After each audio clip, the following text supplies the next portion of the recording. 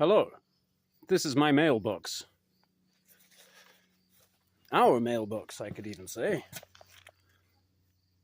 Pretty sure that's pressure-treated lumber. It rotted out.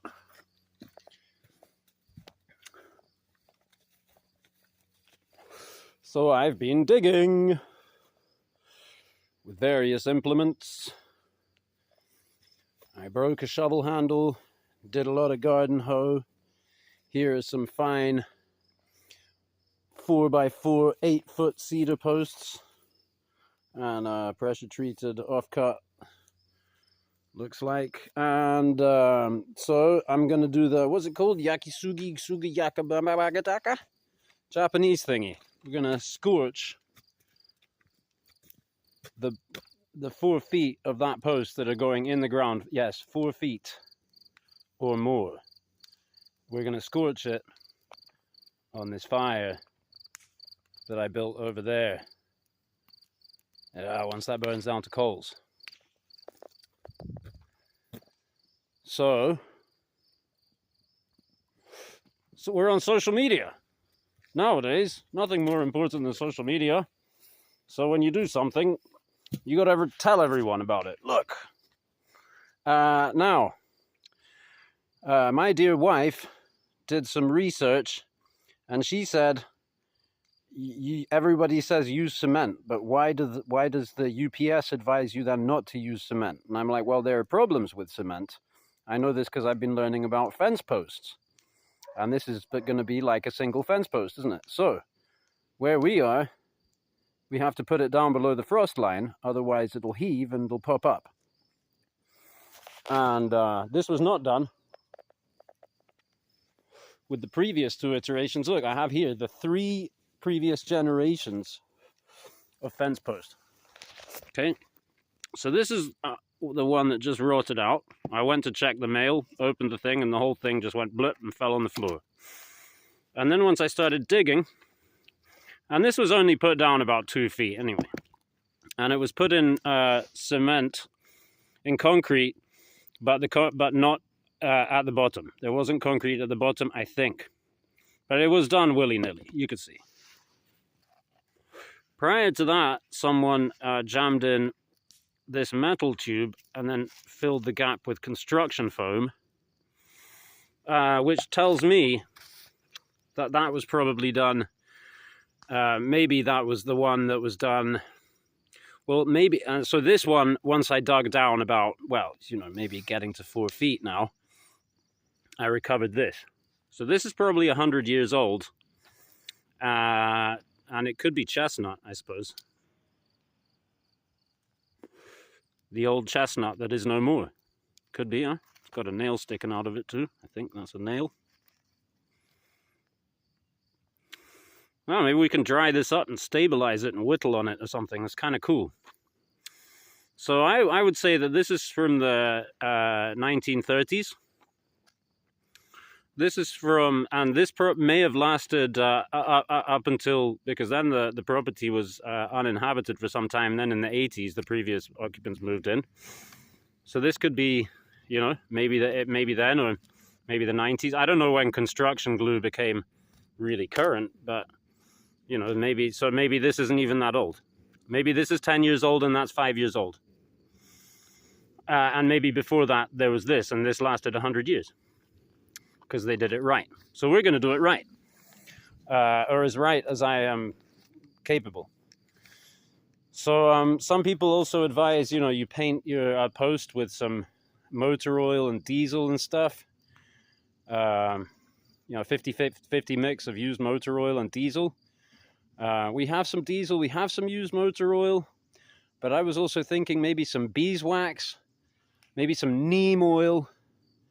And, paint that into the charcoal layer while it's still hot. And then, I don't know whether to use sand or only gravel, but I was thinking, well, what's the advantage of sand? I think gravel's better. So what I'm going to do is, put it in, I'm going to keep digging down there another foot maybe. I got this awesome vintage, I worked a stint for a friend some time ago. A few years back, doing fence posts just for a few days there. And I think it was only one day that I was actually digging holes with one of these post hole diggers. But he had a modern one. I think it was all metal. And man, that was a backbreaker. That was punishing. I didn't even want to, you see, I just made a big hole and tapered it in. I didn't want to start in with this thing until the very end. But this one works really well. It's very lightweight. Another tool that I used quite a lot was this karambit. Because when I was cutting the turf back, I was struggling with that. There's so many roots from this big old maple here. And I went to look for my Spyderco Enough fully serrated, which I never use. And I thought, well, I might as well use it for cutting back the turf. It'll definitely do it. But I couldn't find it. And then I came up with this karambit, which I treasured a while back. And when I was really getting into karambits. Now later what I realized is that I don't like the handle configuration. I mean, I enjoy the flippy thing is fun, but if I was lisping, it's because I had a smoke in my mouth. It's a bad habit. But I like the sway back handle configuration. You know, here's my hawk bill for today, Worstenholm IXL.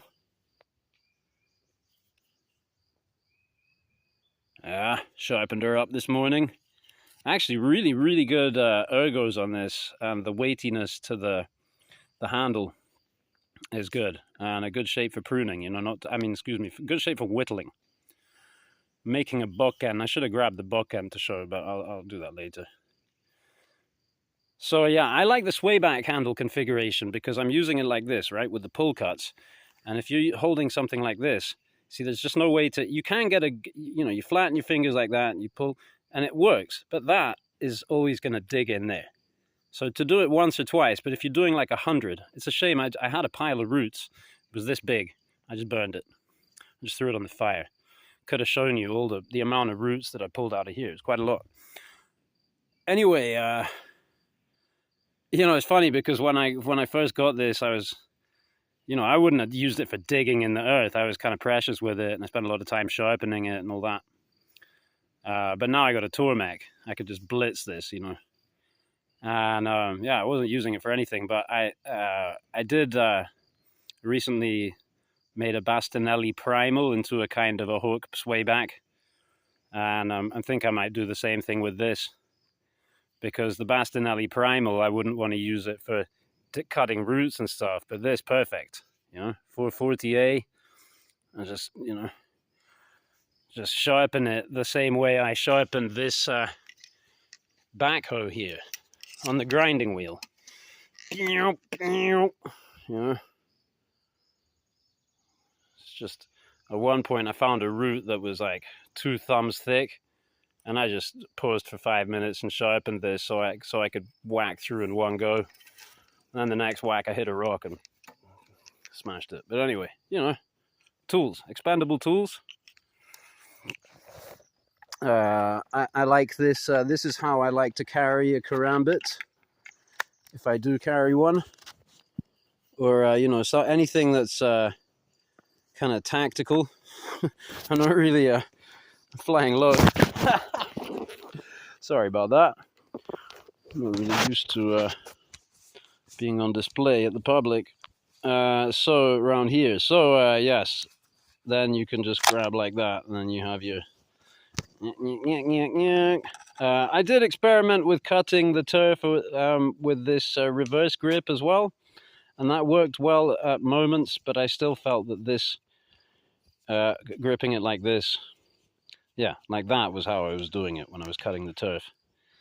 And yeah, the choil, you think it's all not comfortable, you know. I don't like it. I like the dynamism of a simple swayback handle, such as this one here. Oh man, oh, I'm sorry. Did the whole image just flip? Anyway, yeah, this handle, I go back into using this knife. So another thing that I'm doing is trying to build a fence here. Snake rail fence. So it's just going to be zigzags stacked on top of the other, each on top of the other. It's a very inefficient way of building a fence, but you don't have to dig. And around here, the ground is so rocky. I don't want to dig for post holes. Until I get like a post hole digger for my tractor or something like that, maybe then. So I was using the Swedge Lord while I was out harvesting these hemlock, and that was really nice for debarking, but then it occurred to me that this would be even better, and I wish I could show you, but you can imagine that this profile to get in and pry bark is absolutely awesome with the, and you know, the point to get in there, and it's good and robust. And even when it comes to finishing these, you know, now maybe a carpenter's hatchet would do a better job, but you know, let's just see how this does, right? This is a big one, you know, this is really one for a hatchet. But you can see that it'll go, no problem, with this knife. And that stuff is hard. Hard, H-A-R double D hard. No edge damage. I think this, we might have got like a 62, 63 HRC. I say we. The Vinny and Fuso did the heat treatment for me. I was there.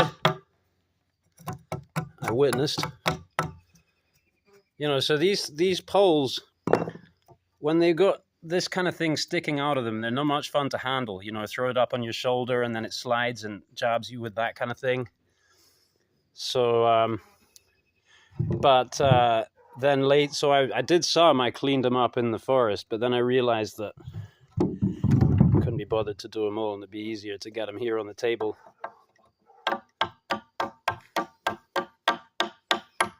Anyway, I digressed.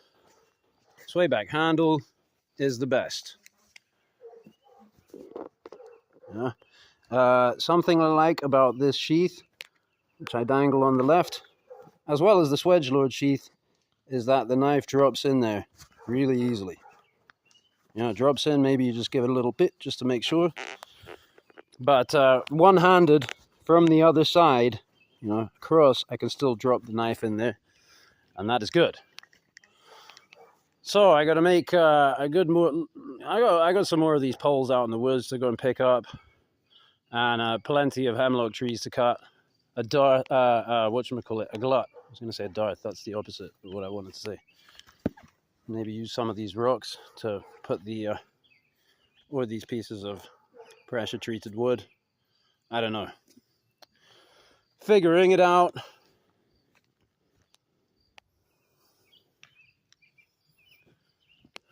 Went on a bit, didn't I? Okay. Thanks for watching.